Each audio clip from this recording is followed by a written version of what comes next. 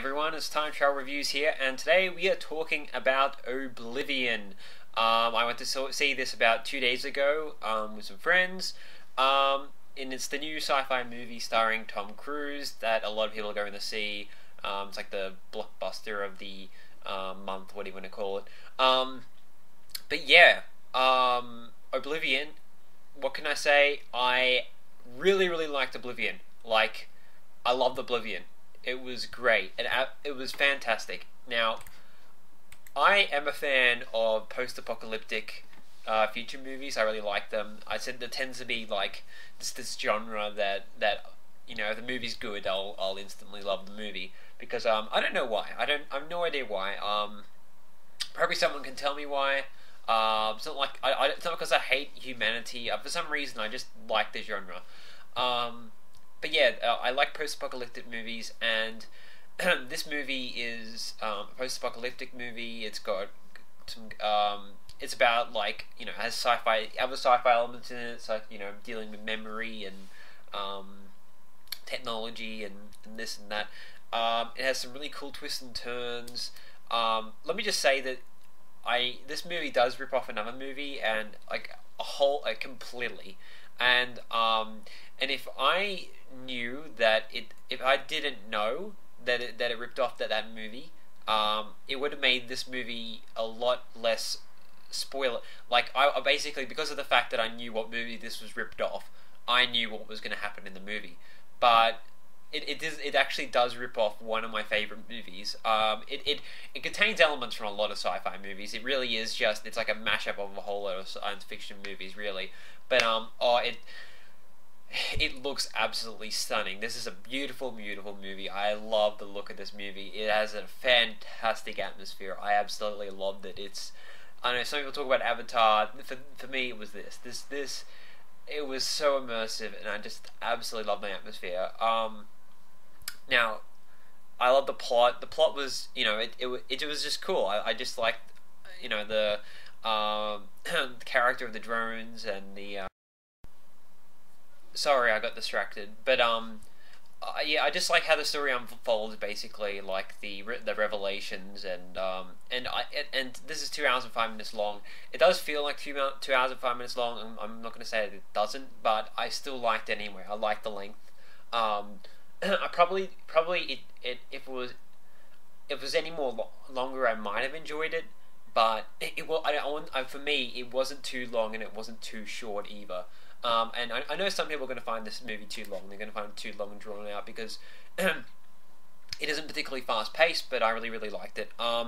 This movie also, it has like a narration, but it kind of helps you, but it might even be useless really, because I don't know if this narration is really that useful. But yeah, it has this narration right at the start of the movie, and I don't. And I kind of didn't it's it kind of just goes it's true a lot of things, and I kind of didn't get it, and I kind of didn't I didn't remember all of it, but it didn't matter because eventually I got it all anyway. Another movie that's ripped off to 12 Monkeys, a little bit, right at the start, the first thing in the movie that you see is oh, is this 12 Monkeys? That's what I thought. Oh wow, this is 12 Monkeys. Wow. And then no, but there's other things too, like Independence Day and this and that and blah. I love the soundtrack too. That was amazing. Some people have said that this movie's full of plot holes, and I was trying to think. Trying to think of the plot and try to work out if there was any plot holes in it, and I couldn't actually find any myself. So I don't know if there's some kind of bias I have or something like that, but I can't find these plot holes if there are these plot holes. So whatever. I don't know. If you want to tell the plot holes, go ahead. Yeah, go ahead. But it probably won't change my opinion that much on the movie because some movies do have plot holes, and it doesn't matter because if you don't get the plot holes right away, that does take a little bit away from the movie when the plot holes are glaring in your face. You see why is they doing that? Well, how does that make any sense? But if you don't get it the first time round, then it's alright. And I'm the kind of person who, in a lot of movies, I don't find the plot holes. I don't realize, what the problems are with the plot. when a whole lot of other people do. Like and I'm actually amazed when they actually say, oh, here's a plot hole, here's a plot hole. I'm like, oh yeah, you're right. That is a plot hole. Yeah. And I don't actually I'm not good at doing that. So that's just that I take movies as an experience, and I take movies as something that if you enjoy it, you enjoy it, and it doesn't matter about how many holes there are in the plot. But I could not find any plot holes in this movie. But anyway, that's just a big spiel of me.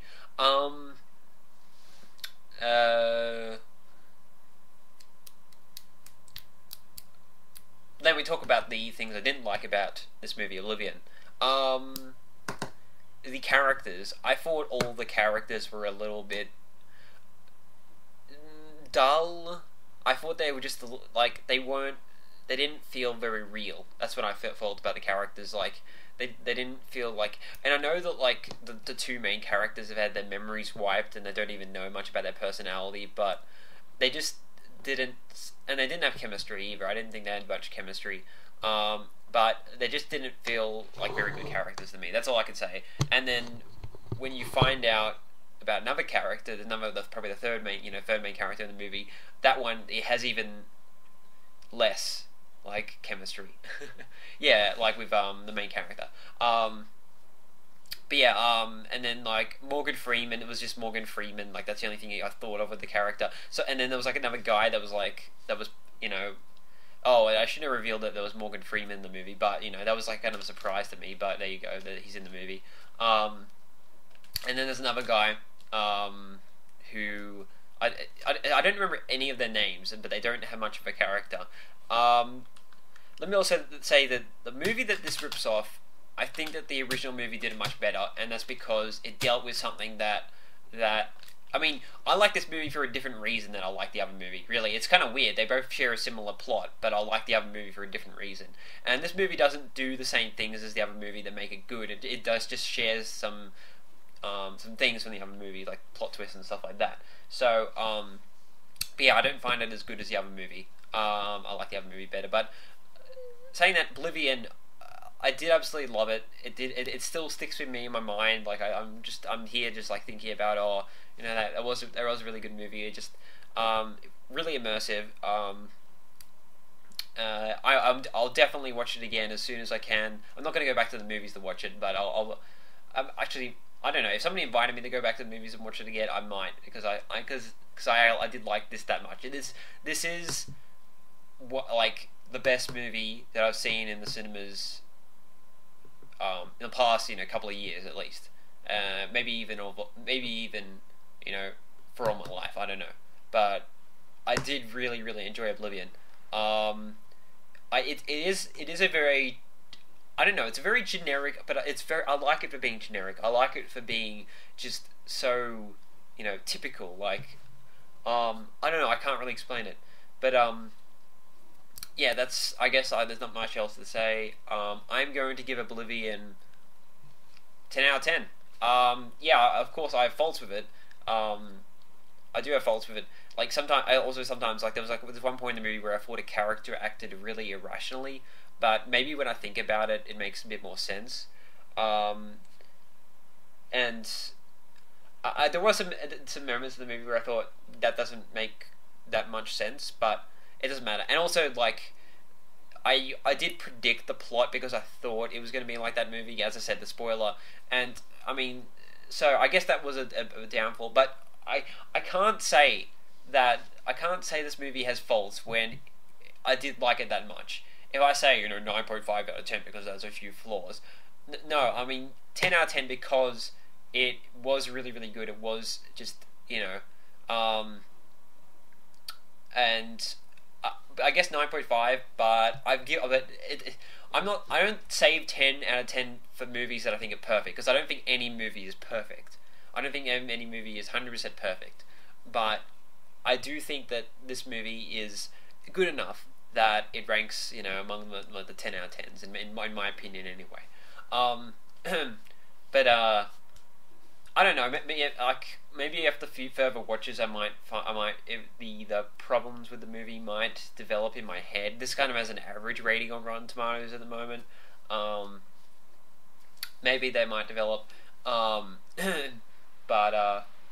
but I did really enjoy it. I do recommend it, especially the sci-fi people, especially people who like sci-fi or post-apocalyptic movies. Tom Cruise in the movie I thought was very average, and as I said, the characters were the thing that I think that didn't help the movie. I really liked the story and everything. But yeah, it's like a combination. It is kind of like a combination of my favorite movies. Like also like I noticed like the moon in the movie was like the design was taken straight from the Time Machine, the 2002 The Time Machine movie, which I've reviewed previously on this channel. So it's like a whole lot of sci-fi movies combined, and there's like elements from like that remind me of like Planet of the Apes, the 2001 version with who was directed by Tim Burton. It was like, and then bits from like that remind me of Wall-E. So it's, you could say that it's a tribute to sci-fi movies. You could say it's a rip-off. I don't know, but it doesn't matter. I loved it. I love this movie. It looks fantastic, absolutely fantastic. Those visuals. I can't say any more. Go watch this movie. And goodbye.